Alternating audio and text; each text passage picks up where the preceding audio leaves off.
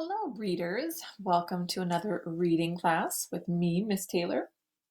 We are reading Lesson 28 today, A Long Night. So would you please join me?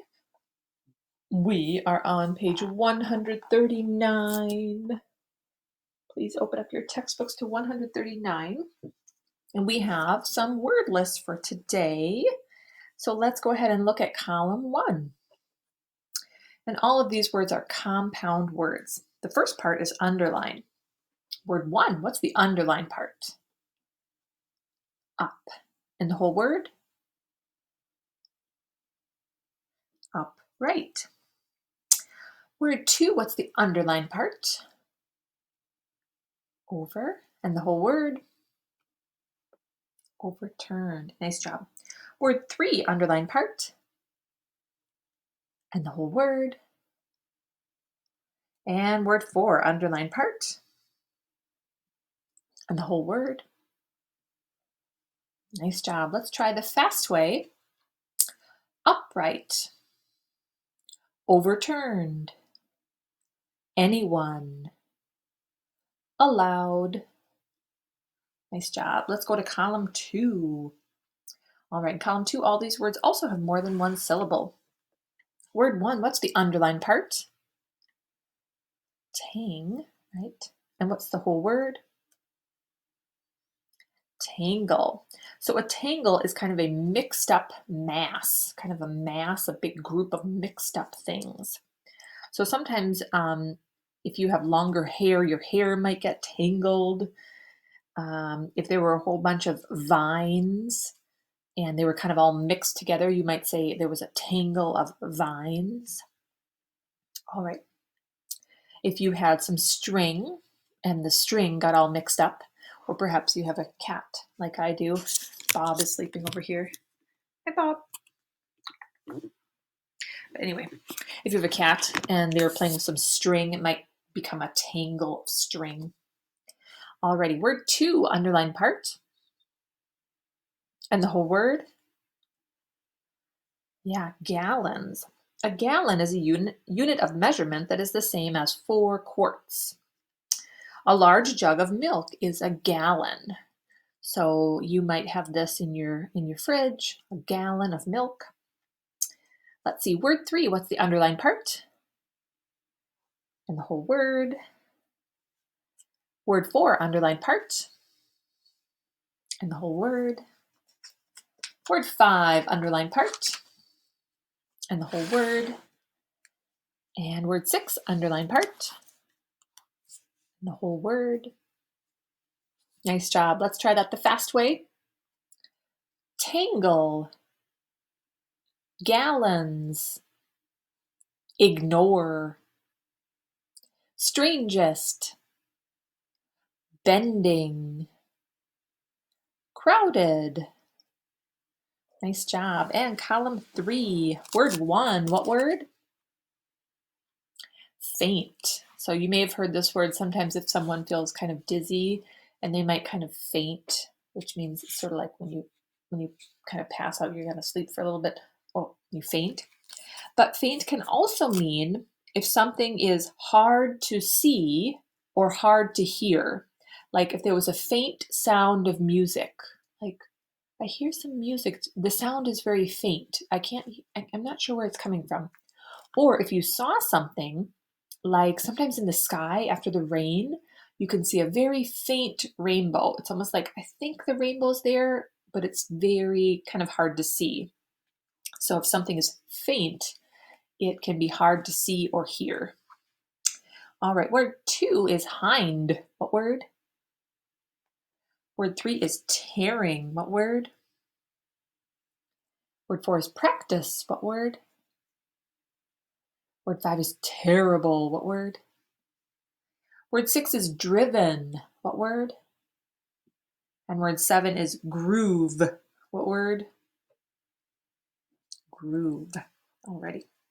So let's go ahead and turn to, or look, I should say, look at part B. In part B, the title of our fiction story is A Long Night. Long night. So before we start reading, let's think back to our last lesson from yesterday.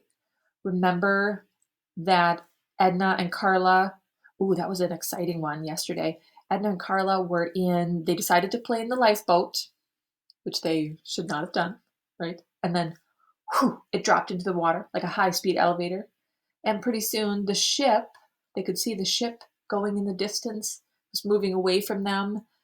And then a storm came, and there was a whirlpool, and there was a flash in the sky, and then a big splash, a flash and a splash. And then all of a sudden they were like, oh, what happened? And then they were in some shallow water.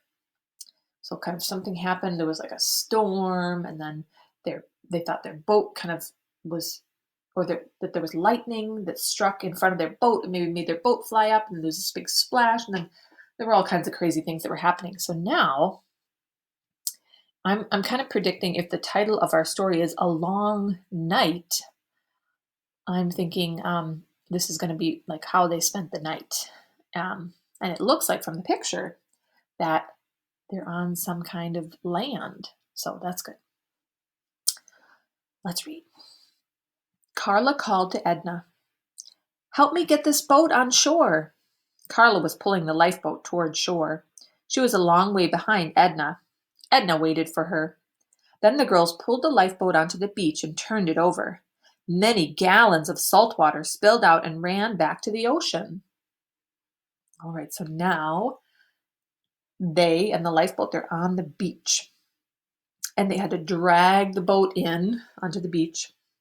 And then they dumped it over, and there were gallons of salt water. There's gallons of salt water that came out.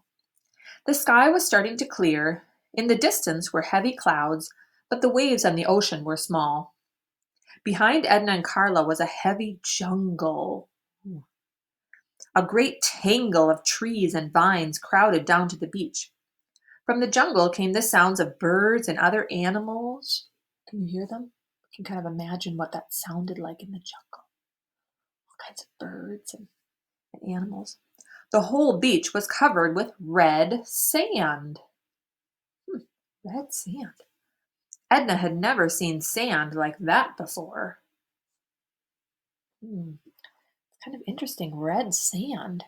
Usually we think of sand as like brown, kind of brownish or beige colored.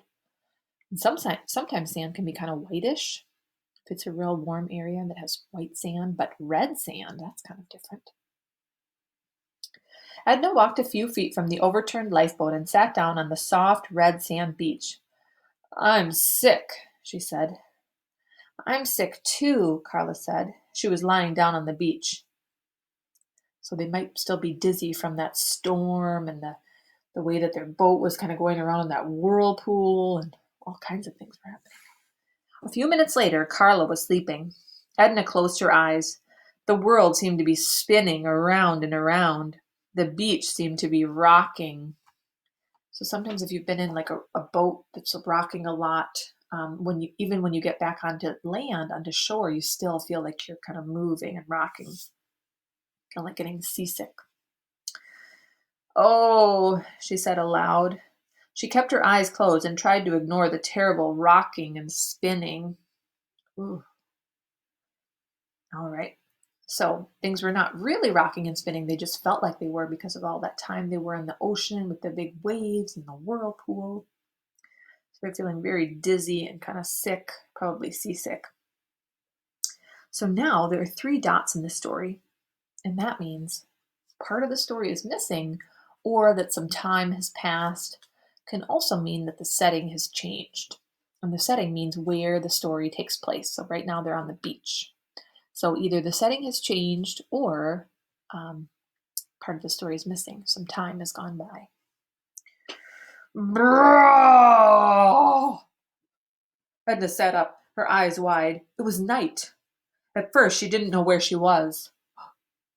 Can you imagine? They must have fallen asleep on the beach, and now they've woken up, and there's this loud sound. Oh my goodness. Bro! What's making that noise? Carla asked. Edna turned toward Carla's voice. It was so dark that Edna could hardly see her. Suddenly, as Edna looked in Carla's direction, she saw something moving out of the jungle. She heard it too. It crashed through the vines and trees. There were breaking sounds and tearing sounds as small trees snapped and broke. Edna could see the faint outline of the trees being bent over and snapped down. So it's dark out. She could kind of see something, a very faint, like the trees being bent and snapped down, almost like some kind of big creature is walking. Then she saw the faint outline of something else, something very large, an animal of some sort. It can't be, Edna said out loud. Edna said aloud. The animal that she saw was too big. It was as big as some of the trees. She's like, that can't be, is that an animal?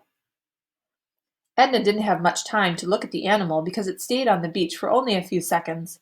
All Edna saw was a very faint outline, kind of the outline, like what it sort of like, I think I can see something, but it's kind of hard and it's dark.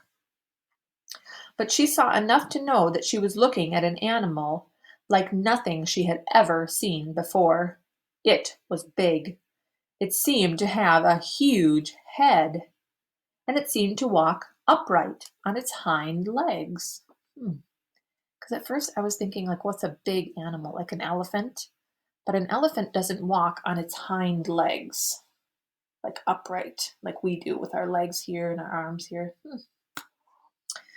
Interesting. I wonder what it could be. All right. So Edna could not see the animal clearly. She could just see a faint outline. That animal was making noise. It was kind of crashing through the trees. It came out to the beach for just a few seconds, and it was walking upright. And it had a huge head. Let's see. Let's look at the picture. It shows Edna and Carla on the beach. If you look very carefully near the edge of the jungle, you can see the faint outline of a huge animal walking on its hind legs. Oh, I think I see it. Oh my goodness. Do you have any ideas about what kind of animal that could be? Do you see this faint outline? Look at that. Oh dear. Look, it's almost as big as the trees. There's that faint outline of, oh my goodness. It kind of looks like what? Yeah, like a dinosaur. During the few seconds that Edna saw the animal, it seemed to throw its head back when it roared. Then it suddenly turned around and disappeared into the jungle. It left a trail of great crashing and bending sounds. What was that? Carla asked. I don't know, but I'm scared, Edna answered. Yeah, Carla said. I think we should go stay under the lifeboat. Good idea, Edna said. All right, so now they're going to go under the lifeboat. That's a good idea. Because remember, they turned it over, and so it's kind of making a shelter so they can go rest under the lifeboat. I wonder if they're going to be able to go back to sleep. Because remember, they've woken up in the night. I don't know if I'd be able to go back to sleep after that. So the girls crawled under the lifeboat and tried to sleep, but neither girl slept.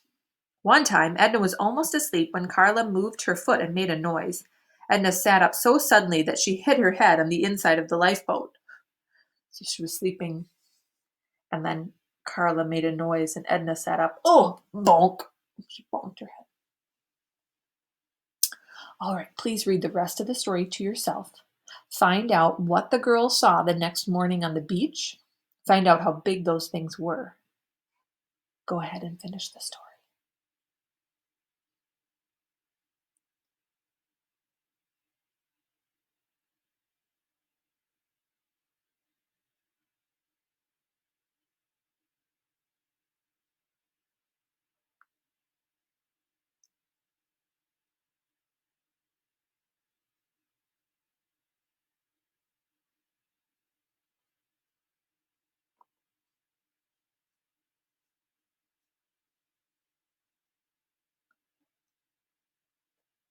If you're still reading the story, pause the video.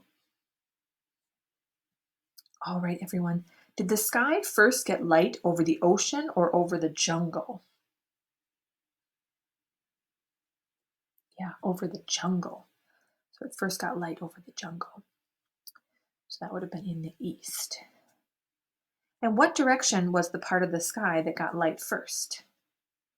Oh, I just said that. It was the east. The east part got light first. And what was the first thing the girls did after they crawled out from under the lifeboat? Yeah, they walked to where Edna has seen the huge animal. So they walked toward the jungle. They're pretty brave. And what did they see in the sand? Footprints. Oh my goodness. I saw footprints in the sand. And how big were the footprints? Yeah, they were huge. They were a yard long. And a yard is very similar to a meter. In our last story, we were talking about a meter. If you stretch your arms out, Steeler moves back. If I stretch my arms out like this, and probably if you stretch your arms straight out, that's about 1 meter. And a yard is just a little bit smaller than a meter. So sometimes to remember the difference between a meter and a yard, they're very similar. We say, mighty meter, wimpy yard. Mighty meter, wimpy yard. Even though they're very similar. You could ask your parents, they might have a yardstick at home. I know in the classroom I have a meter stick. It's about this long. And then I have a yardstick, which is just a little bit shorter. But anyway, if you stretch your arms out, that's about, can you imagine seeing a footprint that was this big? Oh my goodness. Like I said, I was kind of thinking of an elephant when they first said that big animal, but I think an elephant, maybe their footprints would be like this big, but this big? Ah. Oh my goodness. Alrighty, so what's next? Would you please reread the story on your own? Then you're going to answer the questions at the end of the story. You are going to complete your workbook. We have a few more complete sentence answers for today. Number 3, 7, and 10. So in your workbook, number 3, I can hold that up for us. Number 3 says, what fell from the sky? And so you're going to write with a capital letter, hailstones fell from the sky, period. I'm going to make it a complete sentence answer. Number 7 says, Edna and Carla woke up when it was dark. What woke them up? So for number 7, you're going to write, a noise woke them up. Capital letter and mark, just like we do in writing class. And then number 10, where did the girls go to spend the last part of the night? So you're going to make a complete sentence answer. Remember where they went? So capital T for the girls spent the last part of the night under the period. All right. And then you're going to read for 20 more minutes. You can read a book of your choice. And I hope you have a lovely rest of your day. I will see you again very soon. Bye, readers.